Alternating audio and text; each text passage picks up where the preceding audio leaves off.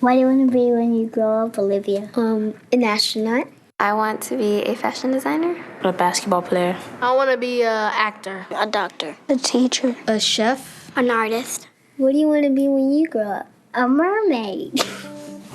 Do you know what a computer programmer is? Yeah, no. No. No. I think it's something that has codes and is able to decode a mystery. I think that they... Wait, what? Computer programmer? No. Nowadays, just about everything requires some form of programming. So, what is it? Programming is basically explaining to a computer what you want it to do for you.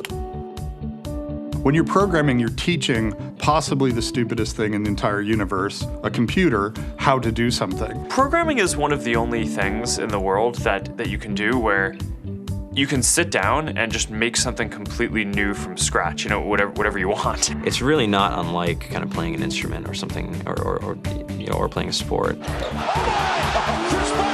It starts out being very intimidating, but you kind of get the hang of it over time. Coding is something that can be learned, and I know it can be intimidating. A lot of things are intimidating, but what isn't? A lot of the coding that people do is actually fairly simple. It's more about the process of breaking down problems than sort of coming up with complicated algorithms as people traditionally think about it. Well, if it's fairly simple, why aren't there more of us doing it? Over the next 10 years, there will be 1.4 million jobs in computer science, and only about 400,000 grads qualified for those jobs. That's a shortage of 1 million people. So, how do you start?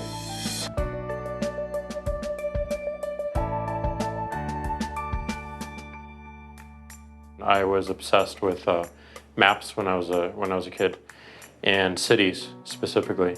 So I taught myself how to program. I had a very clear goal of what I wanted to do, which is to see a map of the city on my screen and play with it. Put things on the map, move things around the map. See what was happening in the city, how it worked, how it lived, how it breathed. The best early thing was actually using software to decide when the classes in my school would meet, and that put me in a position to decide which girls were in my class. The first program I wrote asked things like, what's your favorite color? Or how old are you? I first learned how to make a green circle and a red square appear on the screen. The first time I actually had something come up and say, hello world, and I made a computer do that. It was just astonishing. When I finally learned a little bit of programming, that blank wall resolved into a bunch of doors. And you open them, and finally you start to open enough doors that the light comes in. And to me, a finished program is like a structure filled with light. All the corners are illuminated. You understand the structure of it. It's a really serene feeling to have completed that.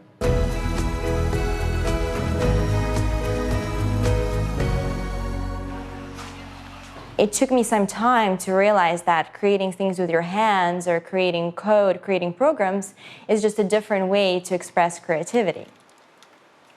I think right now there's a big emergence of the culture of making. People who make their own scarves and hats, people who write their own apps. Now it's just limited by your imagination and sort of what kinds of ideas what kind of understanding can you build into the computer so that it can do these things that were previously impossible.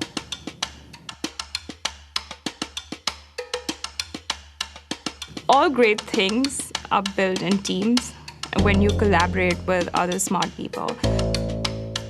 You're testing your ideas, you're stimulating each other. That's what makes us successful. It's not some flash of brilliance by somebody who then codes 24 hours a day for 3 weeks. It's what happened. The magic happens when we're all on the same page, collaborating and building something together. There's a much greater need in the world for engineers and people who can write code than there will ever be supply. And so we all live these very charmed lives. To get the very best people, we try to make the office as awesome as possible.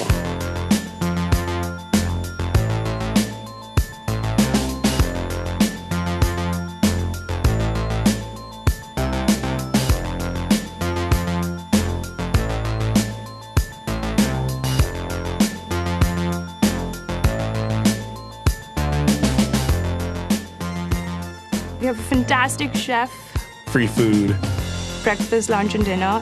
free laundry, snacks, even places to play and video games and scooters. There's all these kind of interesting things around the office and places where people can play or relax or go to think or play music or be creative.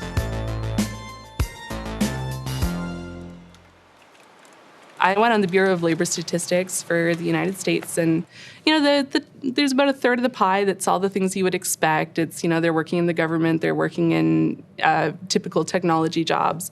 But then, like, the rest of the pie, and it was the majority of the pie, just split down into these little teeny slices of every industry imaginable. And what it is, computers are everywhere. You want to work in agriculture? Do you want to work in entertainment? Do you want to work in manufacturing? It's just all over.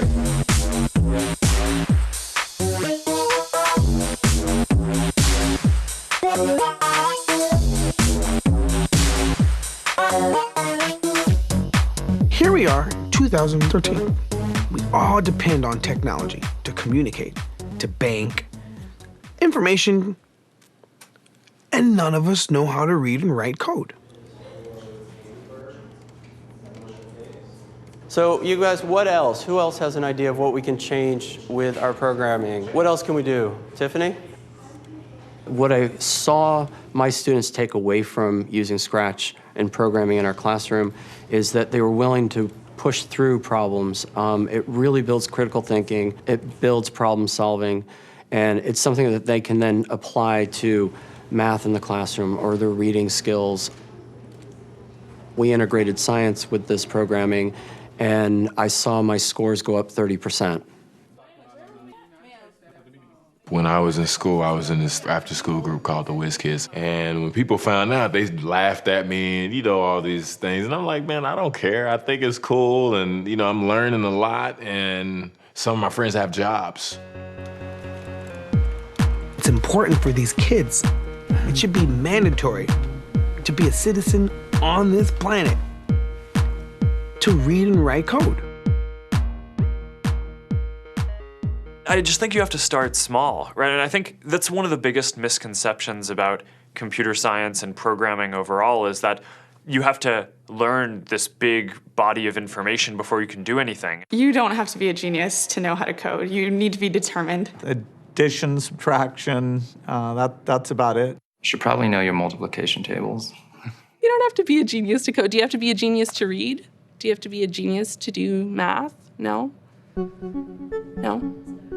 I think if someone had told me that software is really about humanity, that it's really about helping people by using computer technology, it would have changed my outlook a lot earlier. Whether you're trying to make a lot of money or whether you just want to change the world, computer programming is an incredibly empowering skill to learn. To be able to actually come up with an idea and then see it in your hands and then be able to press a button and have it be in millions of people's hands. I think we're the first generation in the world that's really ever had that kind of experience. The programmers of tomorrow are the wizards of the future. You're going to look like you have magic powers compared to everybody else. I think it's amazing. I think it's the closest thing we have to a superpower. Great coders are today's rock stars. That's it.